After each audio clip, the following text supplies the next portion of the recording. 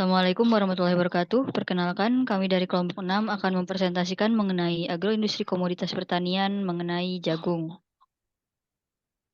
Slide selanjutnya. Sebelumnya kami akan memperkenalkan anggota kelompok kami dulu. Yang pertama ada Aryo Seno Nugraha dengan NPM 72, Hasya Bima dengan NPM 93, Imelda Raja Guguk NPM 73, Adinda Kalista NPM 90, Nila NPM 105. Boleh dilanjut? Karakteristik bahan baku komoditas jagung. Tanaman jagung atau ziames merupakan tanaman rumput-rumputan dan berbiji tunggal atau monokotil. Komoditi ini merupakan tanaman rumput kuat, sedikit berumpun dengan batang kasar dan tingginya berkisar 0,6 sampai 3 meter dan termasuk jenis tumbuhan semusim dengan umur kurang lebih 3 bulan. Sumber Nurdi Dayanti 2011. Jagung merupakan komoditas penting kedua setelah padi. Namun, perkembangan industri peternakan yang semakin pesat, jagung menjadi komponen utama sebesar 60% dalam ransum pakan. Diperkirakan lebih dari 55% kebutuhan jagung dalam negeri digunakan untuk pakan, sedangkan untuk konsumsi pangan hanya sekitar 30%, dan selebihnya untuk kebutuhan industri lainnya dan benih. Dengan demikian, peran jagung sebetulnya sudah berubah lebih sebagai sementara komoditas jagung dapat dikategorikan pada golongan 2 dan golongan 3. Artinya, komoditas yang umumnya dikonsumsi dalam negeri dan pasokannya sebagian berasal dari dalam. Di samping itu, komoditas ini diproduksi sepenuhnya masih diperuntukkan untuk memenuhi kebutuhan domestik. Bahkan kegiatan impor jagung sampai saat ini masih cukup besar. Artinya, secara teori, kebutuhan jagung dalam negeri belum bisa dicukupi oleh produk dalam negeri. Masih tingginya kebutuhan komoditas tersebut merupakan suatu indikasi bahwa pengembangan jagung dalam negeri peluangnya masih sangat tinggi. Taksonomi jagung. Jagung termasuk dalam kingdom Plantae, divisi Spermatophyta, subdivisi Angiospermae, kelas Monocotyledon, ordo Graminae, famili Graminaceae, bergenus Zea, dan spesies Zeames. Pohon industri. Pohon industri jagung terdapat bagian daun, buah jagung, dan batang jagung. Pada daun jagung bisa digunakan sebagai pakan dan kompos. Pada buah jagung dapat digunakan bagian kulit kelobotnya sebagai ternak, pakan ternak, kompos, dan rokok. Pada rambut jagung dan tongkol jagung bisa digunakan sebagai pakan, kompos, bahan bakar, arang, tepung arang, dan porosa. Buah jagung dapat diolah menjadi jagung muda atau baby corn yang dapat dikemas dalam kaleng dan olahan lainnya yaitu grits. Selanjutnya ada tepung jagung atau biasa disebut tepung maizena, dextrin, bihun jagung, dan gula jagung. Olahan selanjutnya yaitu minyak jagung dan bungkil atau makanan ternak. Pada batang jagung dapat digunakan sebagai pulp, kertas, dan bahan bakar.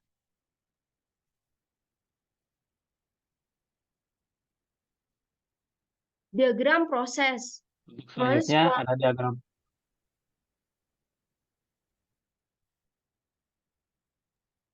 Untuk selanjutnya ada diagram proses. Diagram proses ini merupakan ini salah satu contoh dari proses pengolahan kulit jagung menjadi pupuk kompos. Nah, yang pertama itu dipersiapkan bahan bakunya dulu. Di sini ada kulit jagung, ada dedak, ada juga pupuk kandang, EM4, dan juga mol buah. Nah, yang pertama ini disiapin dulu semua bahan-bahannya. Jika sudah siap, kita mencacah dulu kulit jagung yang sudah ada, lalu dimasukkan ke dalam karung. Pencacahan ini bertujuan untuk mempermudah proses pengomposannya. Lalu setelah itu disiapin air di dalam ember, lalu di sana dicampurkan ada E4 dan mol buah. Nah, setelah dicampurkan, setelah diaduk-aduk, lalu dimasukkan ke pupuk kandang, dimasukkan pupuk kandang juga dan juga dedak ke kulit jagung yang sudah dicacah itu. Lalu disaring, lalu dimasukkan proses fermentasi atau pengomposan, yaitu dimasukin ke dalam karung. Nah, itu tuh ditunggu hingga 2 minggu. Lalu itu harus dicek juga, terus harus dimasukin pakai air, disiram oleh air juga agar bisa pupuk komposnya agar bisa berguna lebih baik. Slide selanjutnya.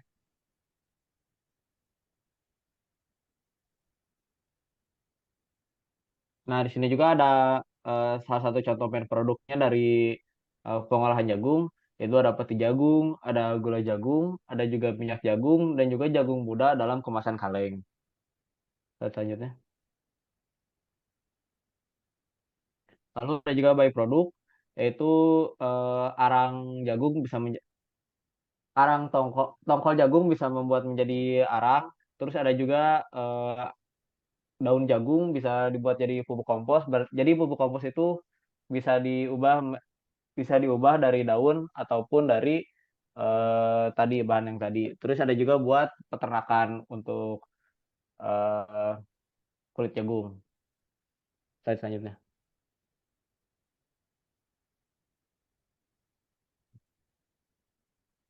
Baik, di sini saya akan menjelaskan mengenai matriks kuadran faktor eksternal dari jagung.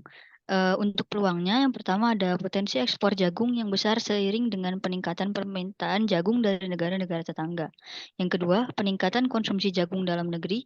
Dan ketiga, perkembangan produk olahan jagung yang dapat membuka peluang pasar baru bagi petani jagung dan pengusaha makanan. Dan untuk ancamannya, yang pertama, kompetisi produk jagung impor yang lebih murah. Kedua, bencana alam dan perubahan iklim yang dapat mempengaruhi produksi jagung. Dan yang ketiga, harga jagung yang tidak stabil. Slide selanjutnya boleh?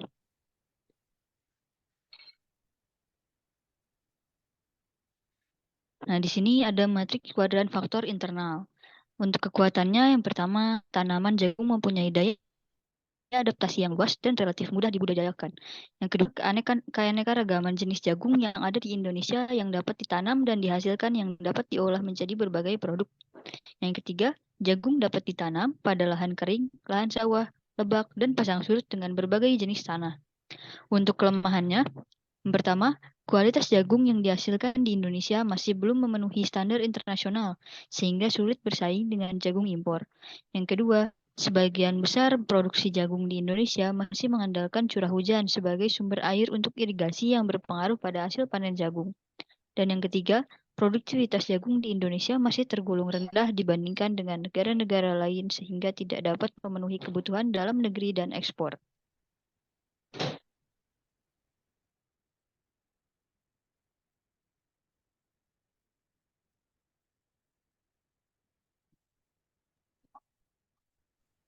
Saya akan menjelaskan mengenai strategi pengembangan usaha. Yang pertama itu karena sekarang tuh era digital, jadi menggunakan sosial media tuh cara yang terbaik untuk media marketing. Beberapa sosial media, contoh Instagram atau Shopee atau mungkin Twitter dan lain sebagainya.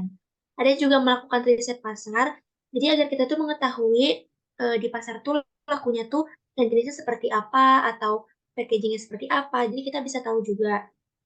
Lalu memberikan promo atau challenge ini tuh agar meminat si pembeli untuk tahu produk yang kita jual dan juga selalu berinovasi dan kreatif. Ya seperti yang tadi saya bilang, kita tuh nggak boleh stuck di situ-situ aja, harus lebih kreatif agar bisa menarik peminat pembelinya. Lalu rajin melakukan evaluasi itu tuh sangat penting karena agar kita tuh tahu apa kekurangan kita sebelumnya dan kita juga bisa memperbaiki dan mengembangkan untuk jadi lebih baik lagi. Memperluas jaringan bisnis tuh maksudnya kayak eh, agar orang-orang tuh banyak tahu gitu produk apa yang kita jual, agar bisa berkembang lebih luas dan bisa lebih besar juga. Dan yang terakhir, meningkatkan kualitas sumber daya. Ini tuh sangat penting karena semakin bagus sumber daya atau bahan yang kita buat itu kan semakin bagus ya hasil produknya. Jadi itu sangat penting. Next. Oke, mungkin sekian dari kelompok 6. Mohon maaf bila ada kesalahan. Semoga bermanfaat. Sekian dan terima kasih.